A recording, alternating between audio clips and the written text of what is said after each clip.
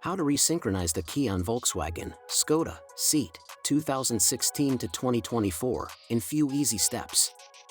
If you frequently operate the unlocking button on the key fob out of range, you may no longer be able to unlock or lock the car with the key. In this case, the key must be resynchronized as follows. Follow the steps below for simple 2 methods that frequently work. If you can't, go to an authorized service center or a locksmith with programming equipment.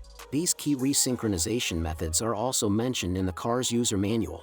Method 1. Stand next to the car and briefly press the door unlock button on the key twice in a row. If Method 1 does not work, proceed to Method 2. Method 2. 1. Remove the key blade.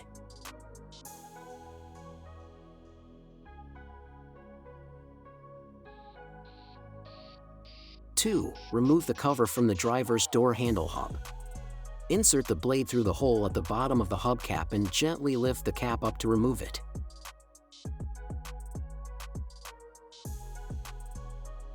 3.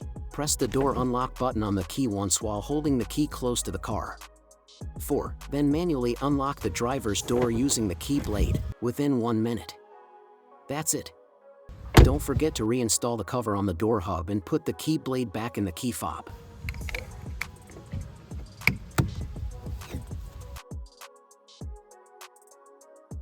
Don't forget to like and subscribe our YouTube channel, Tutorial Auto. Thank you for watching.